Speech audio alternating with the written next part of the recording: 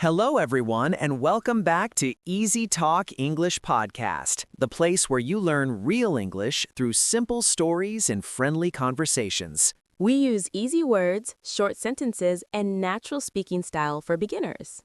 So relax, listen, and learn with us. Quick question. If your best friend sends you this message, don't ask questions, pack a bag, we leave tomorrow morning, what will you reply? I replied with one word. What word? Yes. Without asking where? Yes. Without asking how? Yes. Without checking money? I checked later, and then I worried. That is the honest version. I'm Chris. I'm Lily. Today, we have a fun friendship story for you about a trip plan that started in 1 minute. And in this story, you will learn easy English for inviting a friend, making a plan, and talking about travel. This episode is perfect for A1, A2 learners. Our story starts last Friday evening. Chris was at home and very tired. I wanted to sleep early. That is not true. You were watching travel videos. Okay, yes, I was watching travel videos and dreaming about a break. Then I sent the message. My phone made a sound. I looked at the screen. Lily wrote, "Pack a bag, we go on a trip tomorrow, early morning." No hello, no long message, only that. I thought it was a joke. It was not a joke. I called her and asked, "Where are we going?" I said, I will tell you later. That answer was not helpful. It was exciting. It was stressful. That one message started everything. In the next part, the real planning begins. After Lily said, "I will tell you later," I knew one thing. I was not going to sleep early that night. Because your brain started running. Yes, too many questions. Where are we going? How far? How much money? How many days? I like surprise trips. I like clear plans. That is why we are a good team. I called Lily again after 10 minutes. Yes, you did. I said, "Okay, I said yes. Now please give me some information." I laughed first. That was not helpful. Then I said, we're going to the mountains, not very far, 2 days only. That made me feel better. You see, surprise is good. Then I asked, "How will we go? By bus or by train?" I said, by bus, morning bus at 7 a.m. That part was clear. Good. Then you asked the biggest question. Yes, I asked, "How much money should I bring?" And I said, bring what you have. That is not an answer. That is danger. It means don't worry too much. I opened my wallet. It was almost empty. You forgot to tell that part. I am telling it now. I had very little cash. But you had your card. Yes, but small towns sometimes don't accept cards. That is true. Then we started a real plan. I said, "Let's make a simple list." Lists are your favorite thing. Yes, lists save trips. He said, first, tickets. Second, place to stay. Third, food. Very important things. I said, we can buy tickets at the bus station. Good. I said, we will book a small guest house online. Also good. I said, food, we will manage. Not good. It means we will find something there. I like plans with details. I like plans with freedom. Then we made the final agreement. We meet at the bus station at 6:30 a.m. I said, don't be late. You are always late. Not for trips. That night, I packed my bag slowly and checked everything 2 times. I packed in 10 minutes. That is also dangerous. In the next part, the morning of the trip did not go as planned. Not at all. The alarm rang at 5:30 a.m. I woke up fast because I was afraid of being late. I did not wake up fast. I believe that. My alarm rang too, but I closed my eyes again for 2 minutes. Those 2 minutes are always dangerous. Yes, they became 30 minutes.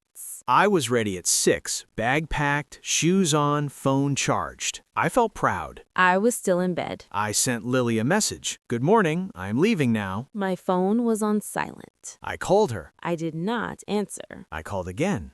still sleeping. At that moment, I thought the trip is canceled. But it was not canceled. Finally, on the third call, you answered and said, "Hello?" I was half asleep. I said, "Where are you?" I said, "At home." I said, "Of course at home. Are you ready?" Then I looked at the time and jumped out of bed. You said one loud word. Yes, I said, "Oh, no." I like that sentence. Very useful English. Yes. Oh no is perfect for bad surprises. You told me, "Give me 20 minutes." I was very fast. Fast like a superhero. Not exactly, but faster than normal. I packed the last things, washed my face, and ran outside. I reached the bus station at 6:25. I was on time. I arrived at 6:32. Late. Only 2 minutes. The bus was at 7, so we were safe. You looked worried. Because travel needs timing. Friendship needs patience. Good sentence. Thank you. Then we went to buy the tickets. And here came the next problem. Yes, a big one. The man at the counter said only 4 seats left. And there was a long line behind us. In the next part, you will learn how to buy tickets and ask questions in easy English. And you will see if we got those seats or not. We were standing at the ticket counter. The man said, "Only 4 seats left." I smiled and said, "Good, we need 2. I was not smiling. I was calculating. You always calculate. I asked the man, "What time does the bus arrive at the mountains?" Good question. He said, "Around 11:30 a.m., if there is no traffic." If is an important word. Yes, travel English has many ifs. Then I asked, how much is one ticket?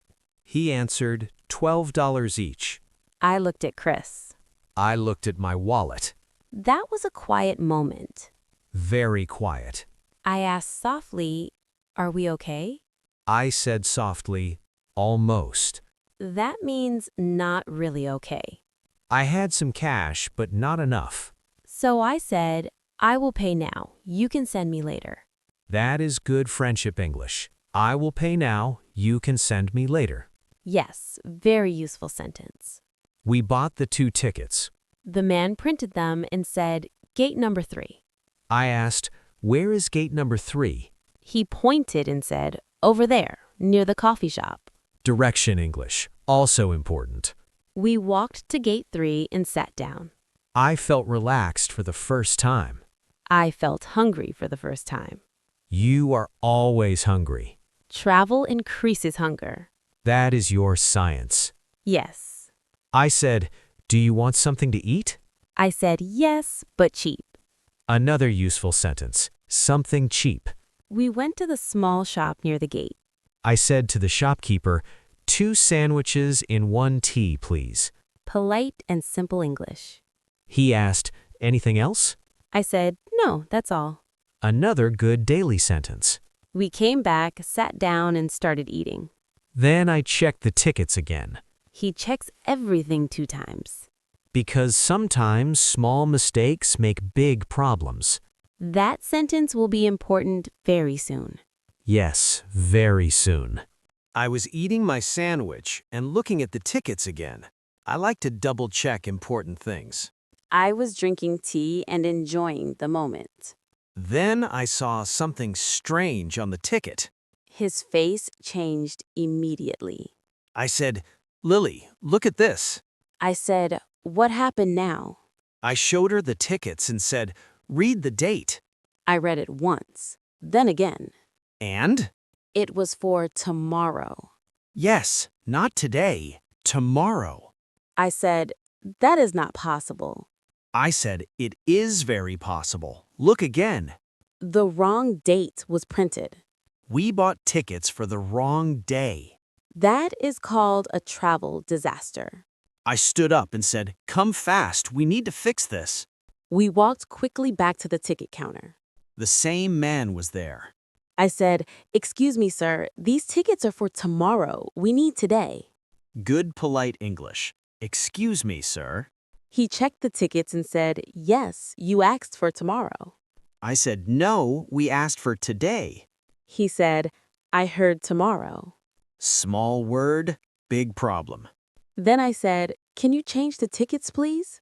Very important sentence for beginners. Can you change it, please? He checked the computer. We were very quiet. I stopped breathing for a moment.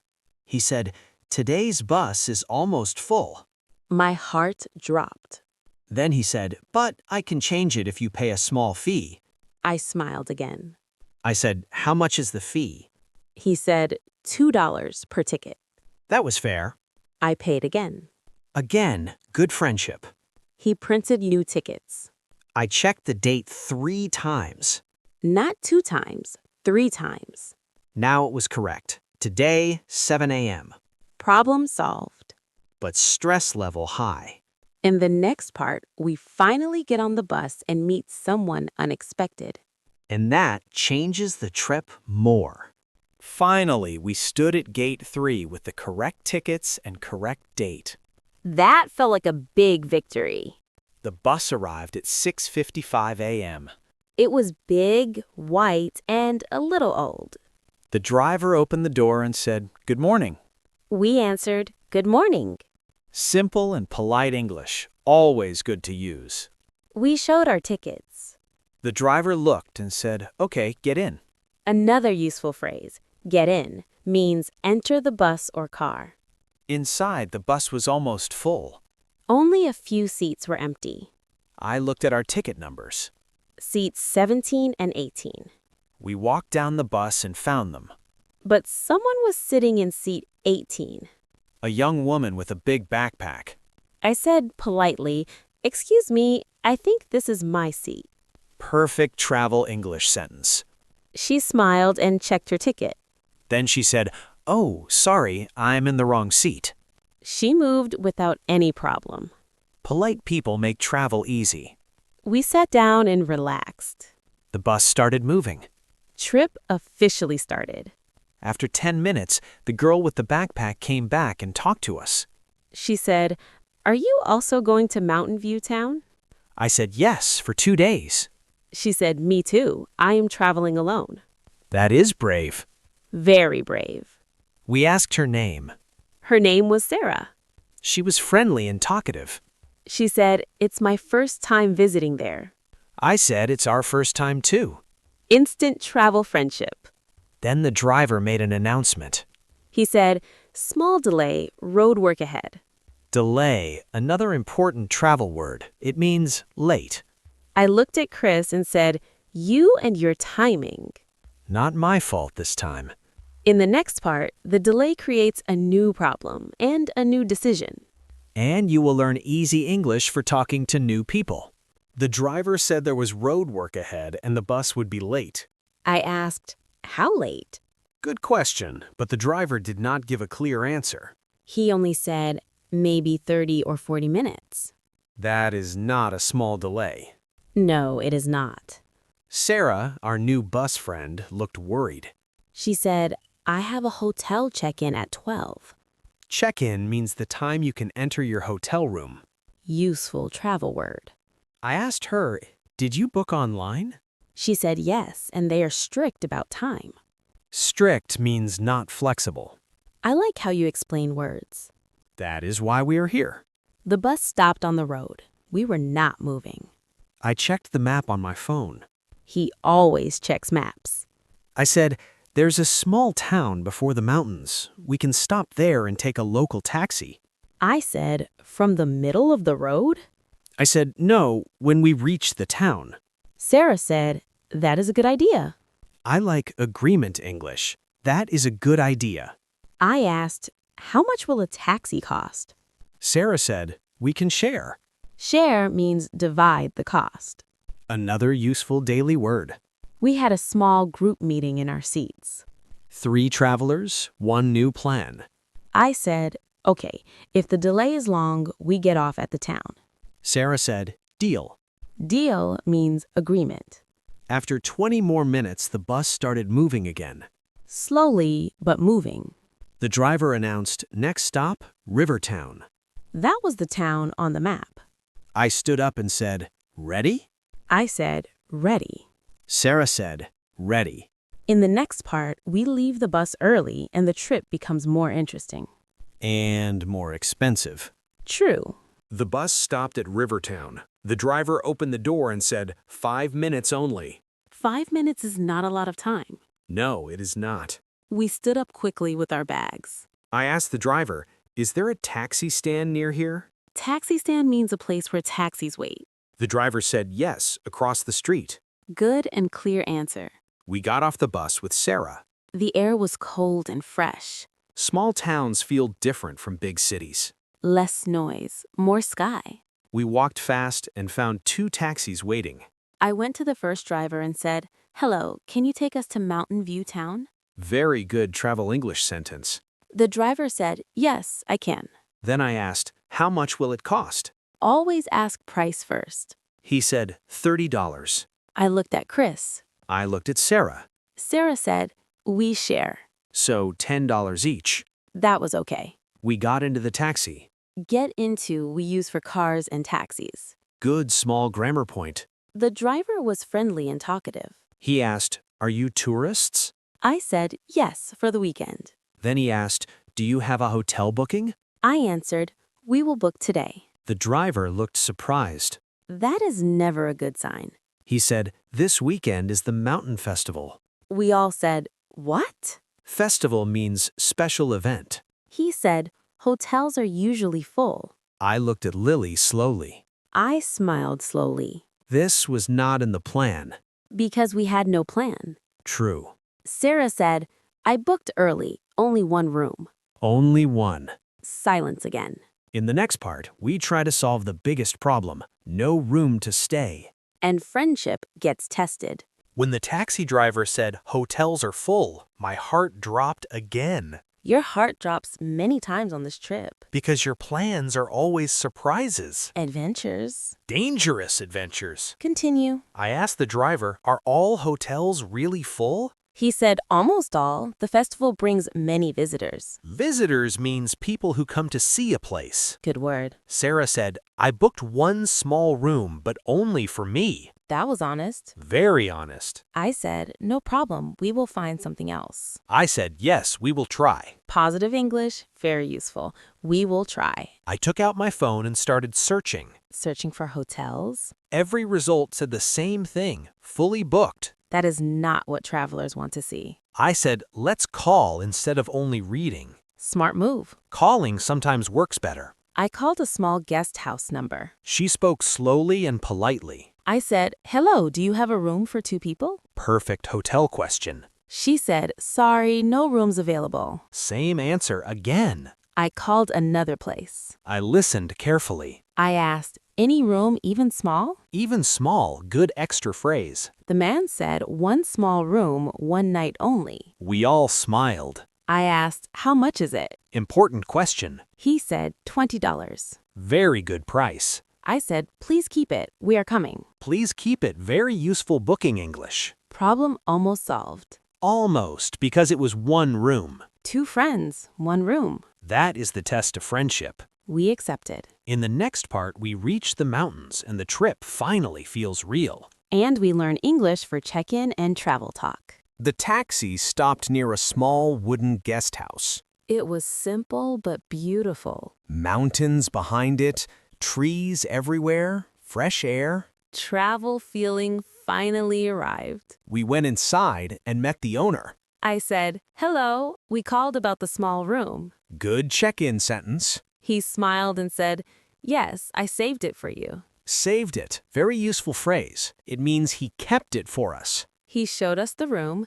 It was small but clean. 2 beds, 1 window, 1 small table. Perfect enough. I said, thank you. This is great. Polite English always helps. Sarah went to her hotel, and we planned to meet later at the festival. We put our bags down and sat quietly for a moment. Then we both started laughing. Because the trip was full of problems. Wrong tickets, Late wake up, bus delay, taxi change. no hotel rooms. But still, we arrived. That is today's friendship lesson. Good trips are not perfect. Good friends continue anyway. Let's review a few easy English lines from today. Pack a bag. Are you ready? How much does it cost? Can you change it, please? Do you have a room available? These are real travel sentences. You can use them in real life. If you enjoyed this story and learned something new, support the podcast. Subscribe to Easy Talk English Podcast. Share this episode with a friend who is learning English. And tell us, do you want more story episodes like this? Next time, we will bring another easy English story. Maybe a funny one. Maybe a mystery one. See you in the next episode. Keep practicing. Keep speaking. Bye.